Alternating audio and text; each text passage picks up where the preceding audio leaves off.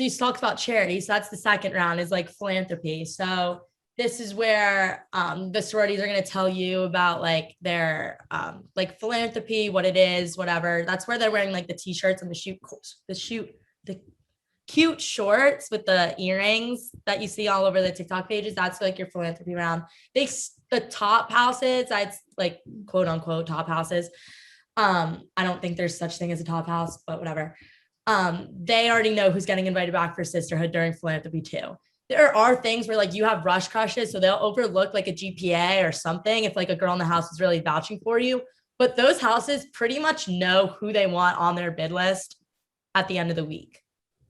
So when you see like all these TikToks explaining rush and they're saying mutual selection, there's only a handful of girls that go through rush that actually get a say on what house they go back to, because this is how it works when you rank the house. So after ice water teas, I think when I was there were 16 sororities that were doing rush. So I ranked all my houses 1 through 16, and I would drop 4 of them, but I would still put them in order of like my favorite to least favorite.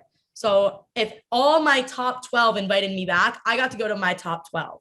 But say my 12th one was 80 pie and my 13th one was AO pie.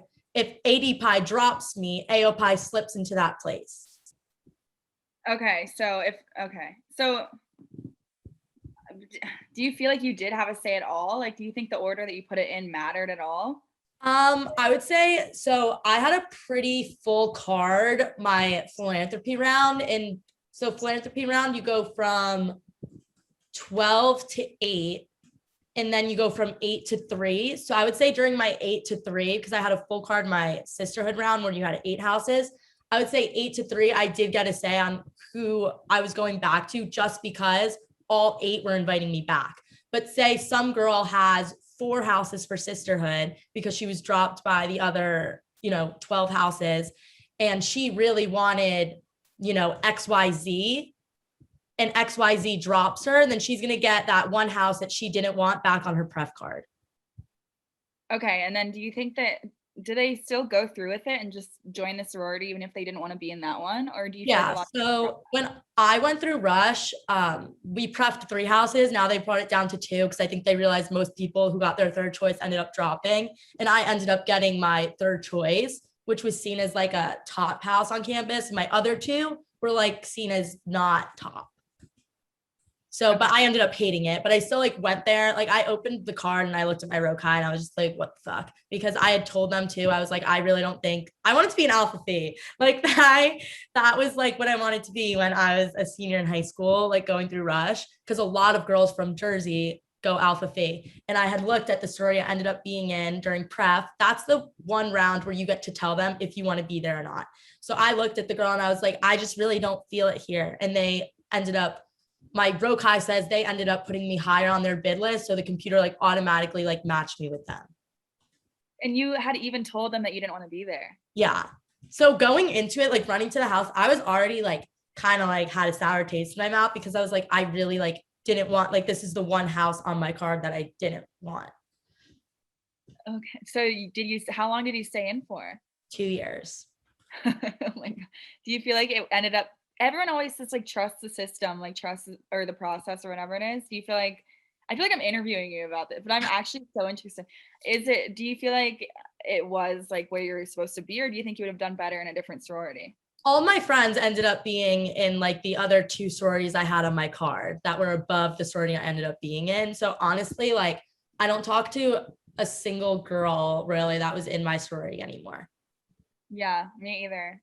I feel like people keep in my DMs, they're saying, do you recommend rushing? Do you recommend rushing? And I say, yeah, just because I am glad I can relate to these stories and like I understand what it was like. Mm-hmm. And it's just like a fun process. Honestly, it's kind of like fun to go through, but Yeah. if it's like emotionally taxing you, and like there are a lot of people that are like crying on TikTok and like so depressed. I feel like At a lot of SEC schools, if a girl is like completely dropped from rush, the RAs in their dorm, they get a notification sent to them being like, you need to like check on like a mental health check on like this girl. Because a lot of girls, especially the ones that grew up, like in Alabama. And it was like, my mom was a Tridel at Alabama, or my mom was a Chi-O at Alabama. They want to be a Tridel or they want to be a Chi-O. So if they get dropped from those houses, even though they're legacies, they will literally like lose their mind, because their whole life they were like, I want to be what my mom was here and my grandma was here. I think that yeah, and I can't even imagine like just growing up with all of your legacies and then not even getting into that sorority. And I think that an important thing to remember though is that like, does your sorority matter to you today? Because mine doesn't matter to me at all Not today. at So all. like, it seems like the biggest deal in the world at the time, and it's okay to be upset and like that's valid because it's like you're trained your whole life to be a sorority girl. But if it doesn't work out for you, I really think it won't matter in like like 3 years even. Like Yeah. you're gonna be fine no matter what. Like I swear to God, that's what I want No, to say. it's like a super like superficial process too. Like when I went in as an active, I was like, damn, like they talked about like me like this like a year ago. Like our top girls got sat in couches and our everyone else got sat in a chair. So one day during Rush, I think it was the first round, I did not give a fuck about Rush. I was just there because you get fined thousands of dollars if you don't go. So I was there doing what I just had to fucking do. And I guess the way the line works, so every girl's assigned, we get a list of who's coming into the party. And every single one of us is assigned who we're talking to. And there are people whose main job during Rush is to sit in the basement and match girls up with people they have something in common with. So when I went through Rush, the girls I talked to were all competitive dancers from the Northeast because I was a competitive dancer in New Jersey. So they specifically match you up with certain people. Our pickup line got somehow messed up, and I ended up picking up like a top from Kentucky, but I didn't know she was a top because I didn't fucking pay attention to the fucking PowerPoint because I didn't fucking care. So I pick her up and I sit her in a regular chair because I wasn't supposed to have a top that round. And after the party, some girl comes up to me and goes, you picked up so-and-so from Kentucky and you sat her in a regular chair. I was like, what the fucking do? Like, sorry, she's not in a fucking couch. Like, it's a superficial process. It's literally none of it means a single thing. It's all fake. Like, especially, it's just so sad because It really is. And like, your personality could carry you through. I think mine, like my ability to just talk to people and relate to people, I think it really did carry me through because I had no connections or recommendations. But in like for most people, they're just looking at whatever image you created for them on your social media and your like application, quote unquote. And they're basing like if they want you or not based off of that. yeah, and all of it is literally surface level. Like some people in the top houses have like the worst personality. I know firsthand they have like the worst personalities and the most boring girls. I really think like the middle sororities are like the most fun. Like that's where you kind of want to be because Yeah, those that's girls. what I had on my card. Like the first two that I prefed, those were like kind of middle ones who were just known for like being like really fun, like hot girls.